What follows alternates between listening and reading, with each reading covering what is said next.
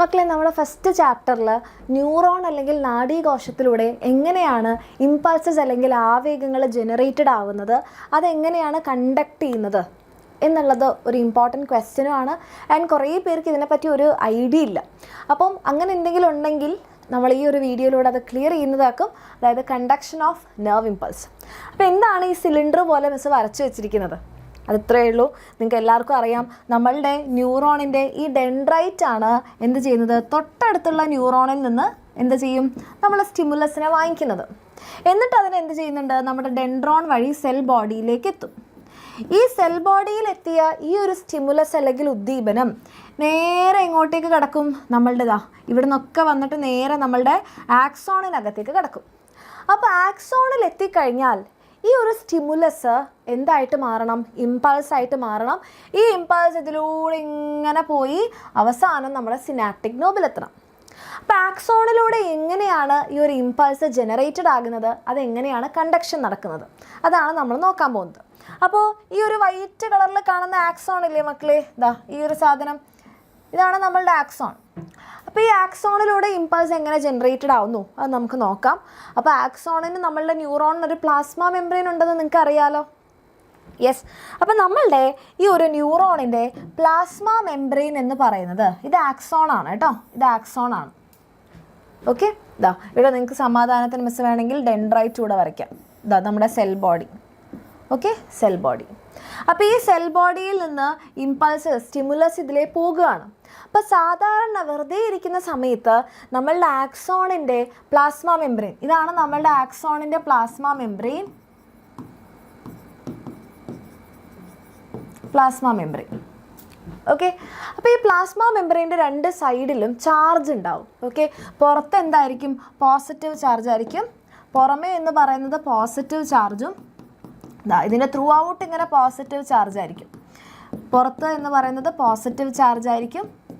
അപ്പോൾ ഉള്ളിൽ എന്തായിരിക്കും, പുറത്ത് പോസിറ്റീവ് ആണെങ്കിൽ ഉള്ളിൽ നെഗറ്റീവ്, ഉള്ളിൽ എന്താണ്, നെഗറ്റീവ് ചാർജാണ്. അപ്പോൾ എന്തുകൊണ്ടാണ് ഇങ്ങനെ പുറത്ത് പോസിറ്റീവ് ചാർജും ഉള്ളിൽ നെഗറ്റീവ് ചാർജും? ഇതിന് കാരണം ചില അയോണുകളുടെ ഡിസ്ട്രിബ്യൂഷനിലുള്ള ഡിഫറൻസ് ആണ്. Okay, difference in the distribution of certain ions. Difference in the distribution of certain ions. ചില അയോണുകളുടെ വിന്യാസത്തിലുള്ള വ്യത്യാസം. ചില പോസിറ്റീവ് അയോൺസ് ചിലപ്പോൾ ഇവിടെ കൂടുതലായിരിക്കും, ഇവിടെ കുറവായിരിക്കും. അപ്പോൾ പോസിറ്റീവ് അയോൺസ് കൂടുതലുള്ള ഭാഗം പോസിറ്റീവ് ആയിരിക്കും, പോസിറ്റീവ് അയോൺസ് ഇല്ലാത്തത് കൊണ്ട് ഉള്ളിൽ നെഗറ്റീവ് ആയിരിക്കും. ഓക്കെ, സോ അയോണുകളുടെ വിന്യാസത്തിലുള്ള വ്യത്യാസം, അയോണുകളുടെ വിന്യാസത്തിലുള്ള വ്യത്യാസം, അതാണ് ഇങ്ങനെ പുറമേ പോസിറ്റീവും ഉള്ളിൽ നെഗറ്റീവും ആകാൻ കാരണം. ഇത് എക്സാമിന് ചോദിക്കാറുണ്ട് കേട്ടോ, വിന്യാസത്തിലുള്ള വ്യത്യാസമാണ്. ഇത് എക്സാമിന് ചോദിക്കാറുണ്ട്, ചോദിച്ചു കഴിഞ്ഞാൽ എൻ്റെ കുട്ടിയൊക്കെ എഴുതാൻ കിട്ടണം. ഓക്കെ, ഇനി എന്താണ് സംഭവിക്കുന്നത്? അപ്പോൾ ഇവിടേക്ക് ഒരു സ്റ്റിമുലസ് വരികയാണ്. ഓക്കെ, ഇതുവരെ ഇല്ലാത്ത ഒരാൾ ഇവിടേക്ക് വരികയാണ്. റെഡി? അപ്പോൾ നമ്മുടെ ഒരു സ്റ്റിമുലസ് ഇവിടെ വരുന്ന സമയത്ത് എന്താ സംഭവിക്കുന്നത്, ഇവിടെ കുറച്ച് മാറ്റങ്ങൾ സംഭവിക്കും. ഈ അയോണുകളുടെ നേരത്തെ ഉള്ള വിന്യാസത്തിൽ നിന്ന് ഇവിടെ ഒരു മാറ്റം സംഭവിക്കും. അപ്പോൾ ഇതാണ് നമ്മളുടെ നോർമൽ കണ്ടീഷൻ. ഇവിടെ ഒരു സ്റ്റിമുലസ് അല്ലെങ്കിൽ ഉദ്ദീപനം വരുമ്പോൾ എന്ത് സംഭവിക്കും എന്ന് നമുക്ക് നോക്കാം. ഇത് സാധാരണ കണ്ടീഷനാണ്. ഈ ഒരു സാധാരണ കണ്ടീഷനുള്ള കാരണവും നമ്മൾ പറഞ്ഞു, എന്താണ്, ചില അയോണുകളുടെ വിന്യാസത്തിലുള്ള വ്യത്യാസമാണ്. അപ്പോൾ ഇവിടേക്കാണ് ഒരു സ്റ്റിമുലസ് വരുന്നത്. അപ്പോൾ നമുക്കിതിനിങ്ങനെ 3 ഭാഗങ്ങളായിട്ട് വേർതിരിക്കാം. ഓക്കെ, ഈ ഒരു ഭാഗത്തിന് മിസ് എ എന്ന് പറഞ്ഞു, ഈ ഭാഗത്തിന് ബി, ഈ ഭാഗത്തിന് സി. ഇപ്പം നമ്മുടെ എ എന്ന് പറയുന്ന ഭാഗത്തിലാണ് എന്ത് വന്നത്, ഉദ്ദീപനം അല്ലെ സ്റ്റിമുലസ് വന്നത്. ബിയും സിയും ഇവിടെ ഇരിപ്പുണ്ട്, ഒരു കുഴപ്പമില്ല. അപ്പം എ എന്ന് പറയുന്ന ഭാഗത്ത് സ്റ്റിമുലസ് വരുമ്പം നേരത്തെ ഉണ്ടായിരുന്ന അയോണുകളുടെ വിന്യാസം പോലെയല്ല, ഡിസ്ട്രിബ്യൂഷൻ ഓഫ് അയോൺസ് ചേഞ്ച് ചെയ്യും. Okay, distribution of ions change, അതായത് അയോണുകളുടെ വിന്യാസത്തിൽ മാറ്റം വരും. Ions change, distribution of ions എന്ത് ചെയ്യും, ചേഞ്ച് ചെയ്യും. അങ്ങനെ ചേഞ്ച് ചെയ്യുമ്പോൾ എന്തായിട്ട് മാറും, ഉള്ളിൽ പോസിറ്റീവും പുറമേ നെഗറ്റീവും ആകും. ഉള്ളിൽ എന്തായി, പോസിറ്റീവായിട്ട് മാറി, പുറമേ എന്തായിട്ട് മാറി, നെഗറ്റീവായിട്ട് മാറി. ഓക്കെ, നിങ്ങൾക്ക് ആ കളർ കാണുന്നുണ്ടെന്നാണ് മിസ് വിചാരിക്കണേ. മിസ് വേറെ കളർ ഉപയോഗിക്കാം കേട്ടോ. ഓക്കെ, ഉള്ളിൽ എന്തായിട്ട് മാറി മക്കളെ? പോസിറ്റീവായിട്ട് മാറി, പുറമേ എന്തായിട്ട് മാറി? നെഗറ്റീവായി. അപ്പോൾ ഇവിടെ ഒരു ഡിഫറൻസ് ഉണ്ടായി അല്ലേ? സാധാരണ ഉള്ളതിൽ നിന്നൊരു ഡിഫറൻസ് ഉണ്ടായി. ഈ ഡിഫറൻസിനെയാണ് നമ്മൾ എന്ത് പറയുക? ദിസ് ഡിഫറൻസ്, ഇതിനെയാണ് നമ്മൾ പറയുന്നത് impulse. This difference in charge distribution is called impulse. ഇങ്ങനെ അയോണുകളുടെ വിന്യാസത്തിലുണ്ടായ വ്യത്യാസമാണ് നമ്മൾ എന്ത് പറയുന്നത്? നേരത്തെ ഉണ്ടായത് പോസിറ്റീവാണ് അല്ലേ? ഇവിടെ ഉണ്ടായത് പോസിറ്റീവാണ് പുറത്ത്, പക്ഷേ ഇപ്പോൾ പുറത്ത് നെഗറ്റീവായി. ഉള്ളിൽ നേരത്തെ നെഗറ്റീവായിരുന്നു, ഇവിടെ അത് പോസിറ്റീവായി. അപ്പം ഈ ഒരു ഡിഫറൻസിനെയാണ് നമ്മൾ ഇമ്പൾസ് അല്ലെങ്കിൽ ആവേഗം എന്നൊക്കെ പറയാം. പ്രശ്നം പക്ഷെ അതല്ല, ഇവിടെ ഒരാൾക്ക് ഉള്ളിൽ പോസിറ്റീവും പുറമേ നെഗറ്റീവും ആയപ്പോൾ തൊട്ടടുത്തുള്ള ആൾ പറയും എനിക്കും വേണം അതുപോലെ. അപ്പം ഈ പോസിറ്റീവ് ചാർജ് ഇവിടുന്ന് ഇങ്ങോട്ടേക്ക് പോകും. ഉണ്ടോ? ഇവിടെ ഉള്ളിൽ എന്താണ്? നെഗറ്റീവ് അല്ലേ? ഇവിടുത്തെ ഉള്ളിൽ ഇങ്ങനെ നെഗറ്റീവായിട്ട് ഇവരിങ്ങനെ കട്ട നെഗറ്റീവ് അടിച്ചിരിക്കുകയാണ്. അപ്പോൾ എന്ത് ചെയ്യും? തൊട്ടടുത്ത് നിന്ന് പോസിറ്റീവ് ചാർജ് ഇങ്ങോട്ടേക്ക് പോകും. അപ്പോഴെന്താ സംഭവിക്കുക? ഇവിടെ ഉള്ളിൽ പോസിറ്റീവ് ചാർജ് ആകും. ഇതാ ഉള്ളിൽ ഇവിടെ പോസിറ്റീവ് ചാർജ്, ഉള്ളിൽ പോസിറ്റീവായി, ഇവിടെ നെഗറ്റീവായി. അതായത് ബി എന്ന് പറയുന്ന ഭാഗത്ത് ഇപ്പം എന്തെത്തി? നമ്മുടെ ഇമ്പൾസ് അല്ലെങ്കിൽ ആവേഗം എത്തി. അപ്പോൾ എന്ത് ചെയ്യും? തൊട്ടടുത്ത ഭാഗം പറയും എനിക്കും വേണം അതുപോലെ. അപ്പോൾ ഇവർ ഈ പോസിറ്റീവ് ചാർജ് ഇങ്ങോട്ടേക്ക് പോകും. അപ്പോൾ എന്താ പറ്റുക? നമ്മുടെ ഇമ്പൾസ് ഇപ്പോൾ എവിടെ എത്തും? സി എന്ന് പറയുന്ന ഭാഗത്ത് എത്തുന്നു. നമ്മുടെ ഇമ്പൾസ് ഇപ്പോൾ എവിടെ എത്തും? ഇതാ നോക്കിക്കോട്ടോ, ഇവിടെയൊക്കെ സാധാരണ പോലെയാകും. ഇപ്പോൾ ഇമ്പൾസ് നമ്മുടെ സി എന്ന് പറയുന്ന ഭാഗത്തെത്തും.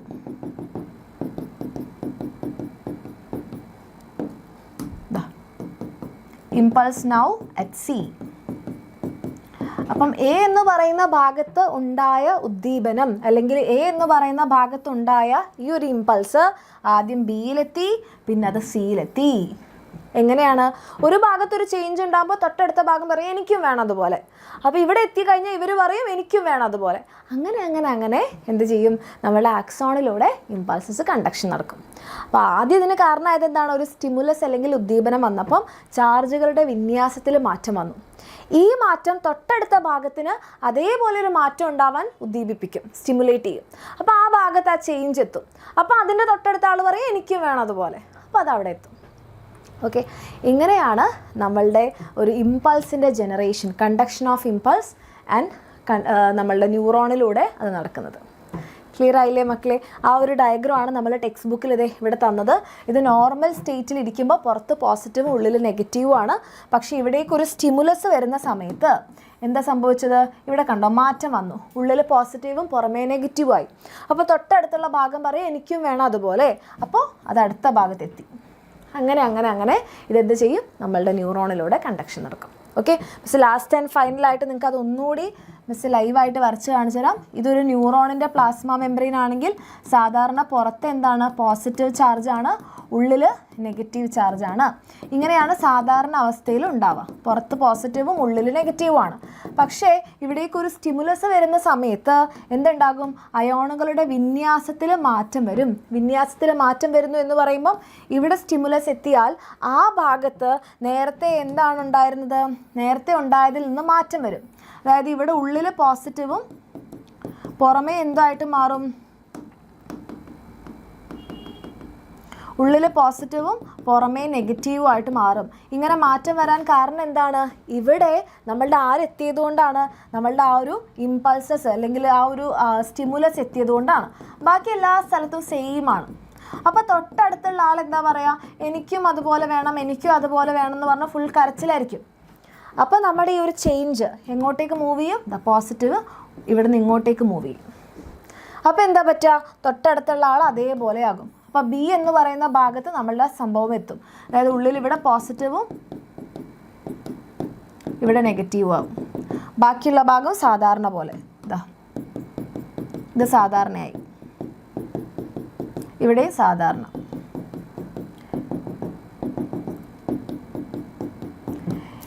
ഇനി എന്ത് സംഭവിക്കും? ഈ പോസിറ്റീവ് ഇങ്ങോട്ടേക്ക് മൂവ് ചെയ്യും. അപ്പോൾ അത് സി എന്ന് പറയുന്ന ഭാഗത്തെത്തും. അങ്ങനെയാണ് ന്യൂറോണിലൂടെ നമ്മളുടെ ഇമ്പൾസസിൻ്റെ കണ്ടക്ഷൻ. ക്ലിയർ ആയില്ലേ? ബേസിക് ഡിഫറൻസ് എന്ന് പറഞ്ഞാൽ ഇങ്ങനെ ഒരു ചാർജ് ഡിഫറൻസ് ഉണ്ടാവാൻ കാരണം ചില അയോണുകളുടെ ഡിഫറൻസിലുള്ള ഡിസ്ട്രിബ്യൂഷനിലുള്ള ഡിഫറൻസ് ആണ്. സ്റ്റിമുലസ് വരുമ്പോൾ അത് മാറും. അപ്പോൾ പോസിറ്റീവും നെഗറ്റീവും ഓപ്പോസിറ്റ് ആവും. അത് പിന്നെ ഇതിലൂടെ ഇങ്ങനെ പോവുകയാണ് ചെയ്യുന്നത്. ക്ലിയർ?